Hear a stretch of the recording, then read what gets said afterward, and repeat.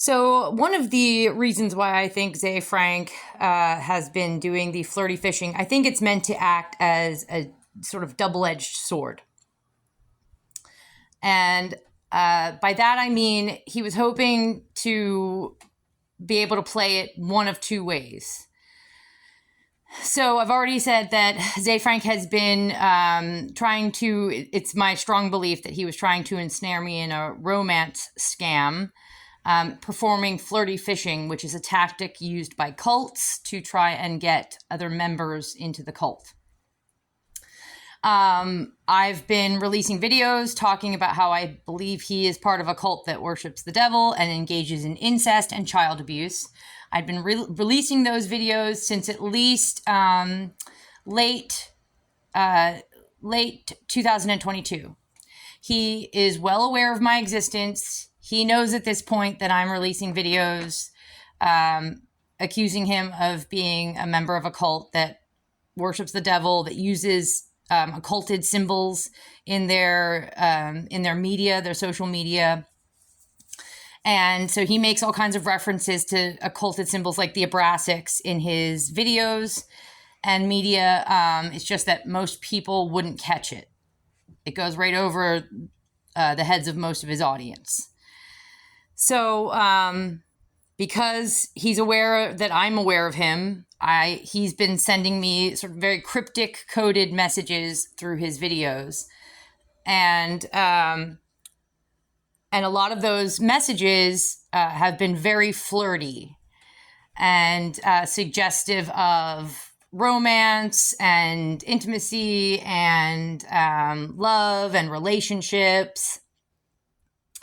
And I think that is a weapon he's using as a double-edged sword. So either he was hoping it was going to actually seduce me into the cult, and get me to think twice about exposing him publicly for what I think he's doing. But also the other thing I think he was trying to attempt to do with this is kind of put me in a state of psychological limbo. So it's kind of breadcrumbing me. So I'm going to point out here at the top of this list of videos, the second one in the middle here with the picture of the dragonfly where it says, "Wait for it." So the title of that video is "Wait for it." That is a message to myself, in my opinion. And it's basically in response to me repeatedly now saying like, hey, when are you going to actually show up? Be a man, grow some balls, show up and talk this out with me face to face and give me some explanations instead of just using these cryptic coded messages in your videos. Like, when is this going to play out? What's going to happen? Or how much longer are we going to keep doing this back and forth over YouTube? So I've repeatedly been saying that in a very straightforward manner and expecting him to be a man and explain himself in an open, straightforward manner, one way or the other. And this is not what he's doing. So breadcrumbing somebody, stringing them along is one way to keep them in limbo. This can happen in all kinds of ways, in all kinds of walks of life. It doesn't just have to be a relationship thing. It can be like at your job. Your boss could keep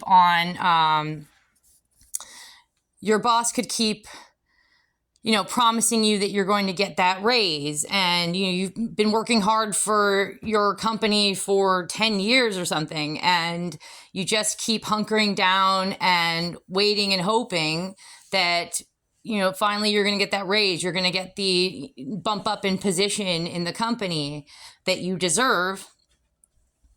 And so maybe you stay for another year and then another year and then another year when, you could have left by now and gone on to another company that would recognize that, you have all this experience.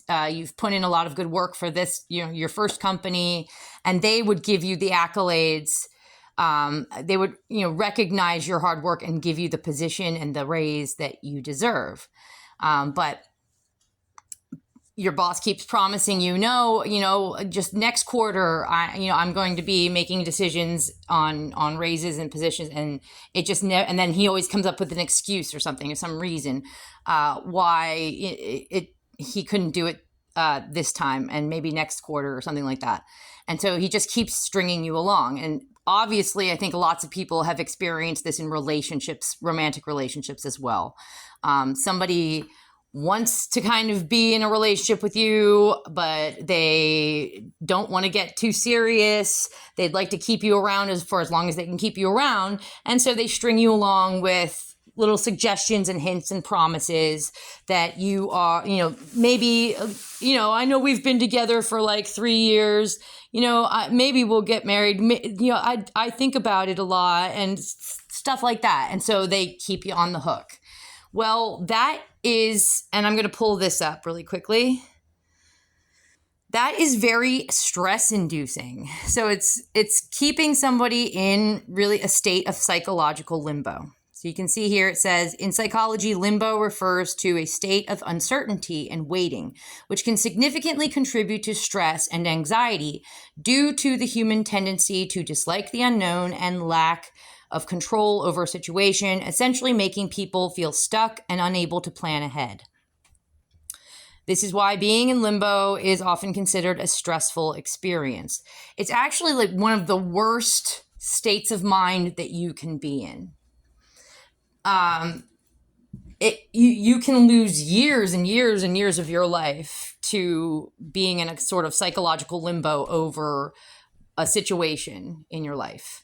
Whether it's a personal relationship, a working relationship, something along those lines, whether or not you should, I don't know, move, something along anything like that. And the longer that you are in this limbo, this sort of no man's land gray area, the more stress inducing it is. And you can actually, you run the risk of slipping into depression. It's very easy to slide into a depressed state of mind because you really just don't know where you stand. And it says it all, I think, right here in this explanation. Human beings do not like to be in a state of uncertainty for too long. Once in a while, maybe for funsies, but when they feel like they are stuck in this position where they're not sure if they should just cut ties and move on, should I just like break up with him and move on and look for the next guy, look for another boyfriend or something? Or should I just, put in my resignation now, my 2 weeks notice, and get that other job that's being offered to me?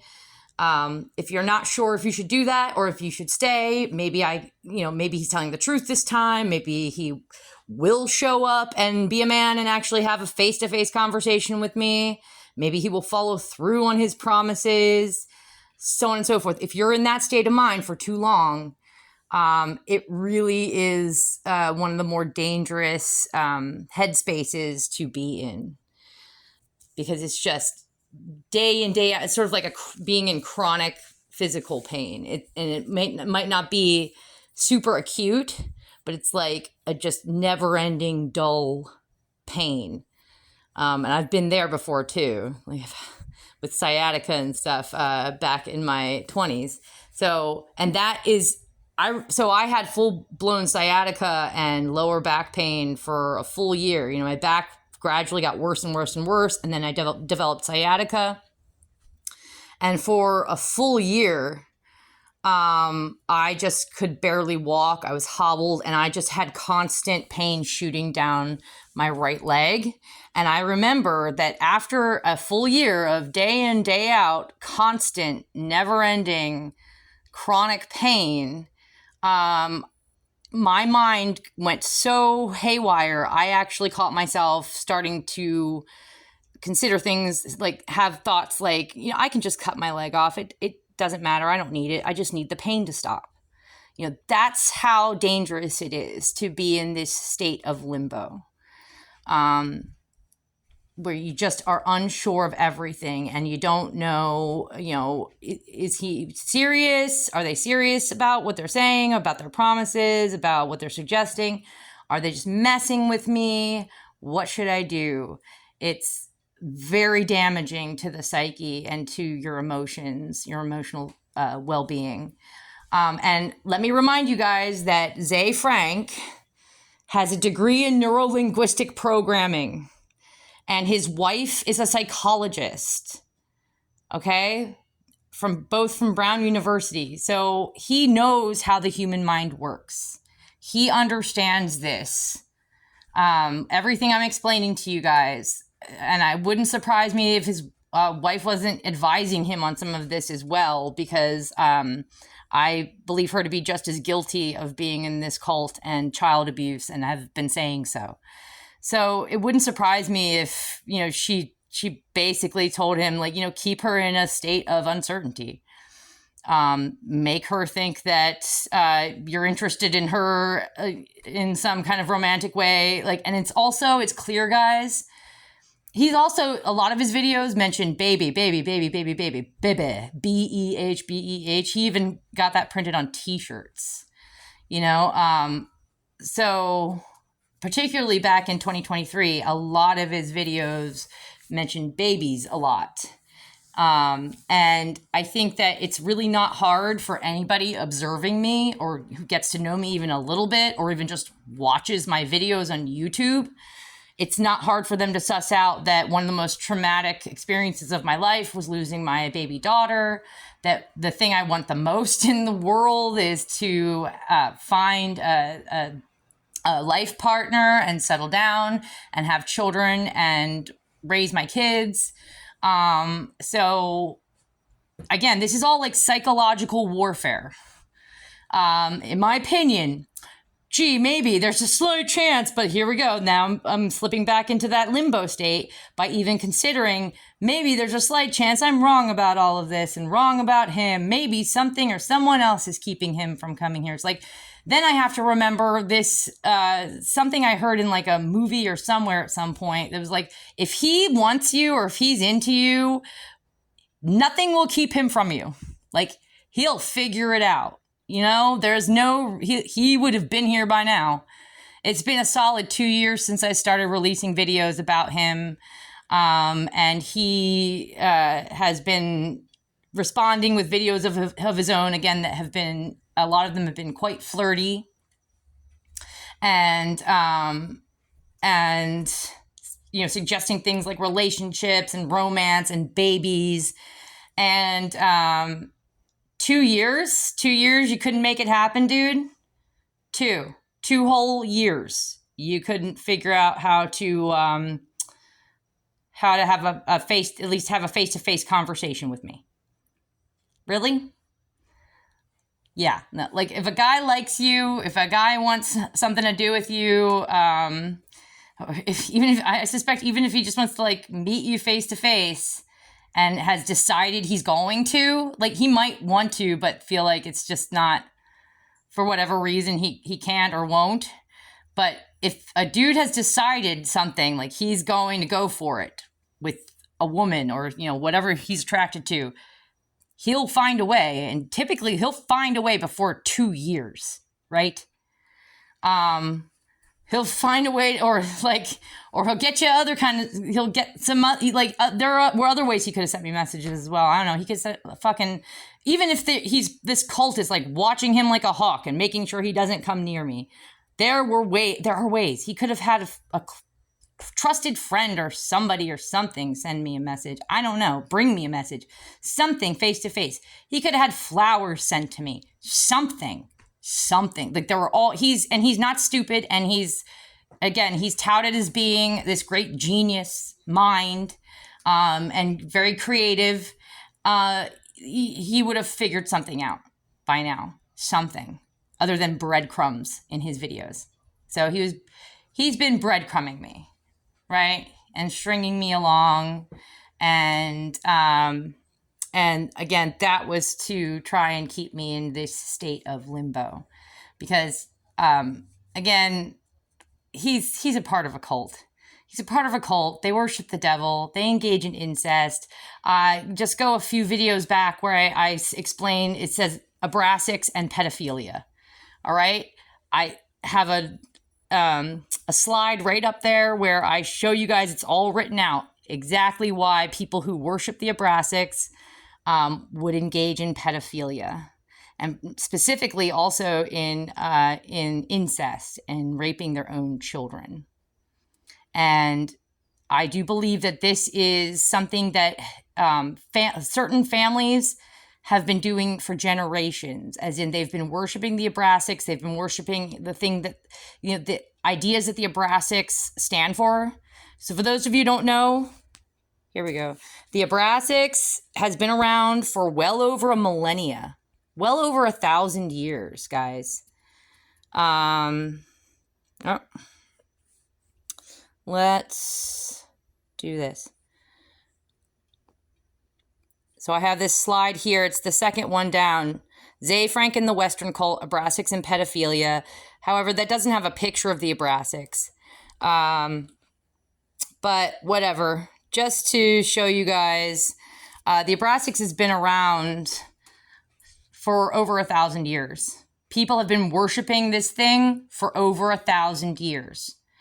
I do believe that whole families have formed cults around this deity.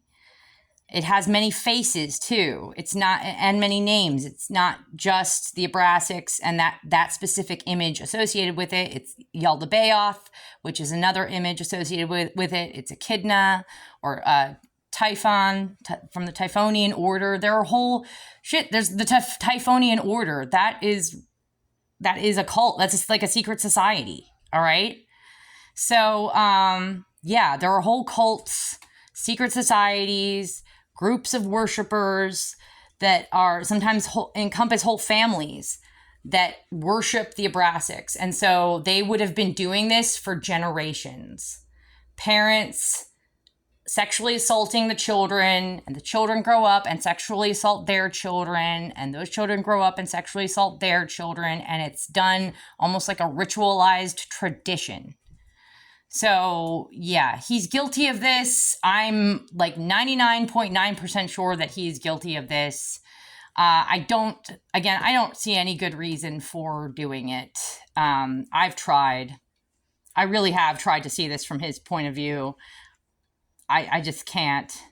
It's and I do think that in order to try and get me to shut up, in order to try and get me into a state of limbo and or limerence and feeling like, ooh, maybe he likes me, or maybe this is destined, or whatever, and just to discombobulate me and confuse me and make me less effective at exposing he and his friends and family. Yeah, I do think he's been exploiting this and utilizing this particular tactic, which is trying to ensnare me in a romance scam and also breadcrumbing me along and never following through. Also I've also considered that very likely he would try to blame me for whatever reason. He would try to say like, well, you didn't do this right, or you didn't say this right, or it's something, whatever, about you, or, you get angry and emotional. It's like, well, yeah, there are good reasons to get angry and emotional sometimes. And I'd say when you're dealing with a bunch of child rapists and trying to expose them and they start fucking around with you and your emotions, that's a really good reason to get angry and emotional. That's a really good reason to get accusatory and to get a foul mouth and start slinging names at them. Because I've mentioned this in the past, and I'll say it again. Why would I speak to you as if I'm a fairy princess and we're having tea with the queen and you're my bestie friend and you're so amazing when you're scum of the earth? Like, you don't deserve politeness. Like, you don't deserve my being polite to you or kind to you. When people are naughty, they need to be treated in a certain way. Otherwise, how do they learn that they shouldn't have done that. We don't give our children candy treats when they misbehave, do we? We discipline them. We don't speak to them like they, like, oh my gosh, you're such a good girl. No, we take a stern tone with them. And so again, it's like, what do you expect, dude? So don't even try also to turn it around and say like, well, this is because of you. It could have been, but you did something or said something. Like, no, go fuck yourself. From the beginning, this was about manipulating me. And if you guys ever really even did want me to be like a part of your little cult, I also suspect that you wouldn't have wanted me if I'd gotten married, first of all, because I suspect you wanted someone who would have, in the esoteric world, been a virgin, which, for those of you who don't know, in like the occult esoteric world, a woman is technically a virgin up until the point where she's married and shares a bed, does the deed with her husband. So a woman can actually sleep with like 1,000 guys, but she would still be considered a virgin if she's not married. Which is one of my personal goals, is to be married. So it's like, I think they would have only wanted me like for what, the point being, I think they only, if they did ever want me to join their little cult, it's only for what they could use me for, or get out of me, likely use me in like some kind of rituals or something like that, for channeling energy or whatever.